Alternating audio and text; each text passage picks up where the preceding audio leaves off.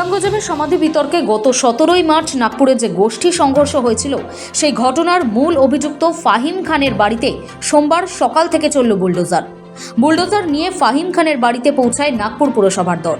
মুখ্যমন্ত্রী দেবেন্দ্র ফড়নবিস নিজেই গত শনিবার প্রয়োজনে বুলডোজার নীতি প্রয়োগ করার ইঙ্গিত দিয়েছিলেন।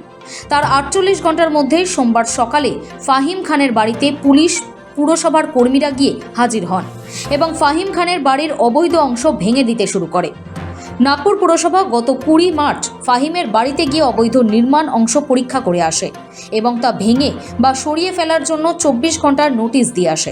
ইন্সপেকশনে দেখা যায় যে ওই বাড়িতে অবৈধ নির্মাণ রয়েছে, যা Maharashtra regional and town planning অ্যাক্টের বিরোধী।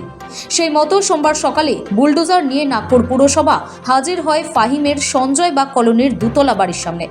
পরিস্থিতি সামলাতে সঙ্গে ছিল বিশাল পুলিশ বাহিনী।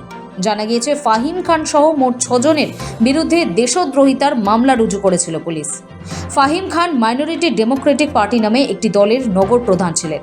তিনি বহুবার পুলিশ সম্পর্কে আপত্তিকর মন্তব্যও করেছেন। তিনি হিন্দু পুলিশের মতো মন্তব্য করে বিদ্বেষ ছড়িয়েছিলেন। সেই ফাহিম খানের বাড়ির যে অংশ অবৈধ বলে প্রমাণিত হয়েছিল, সোমবার তা ভেঙে দিল প্রশাসন।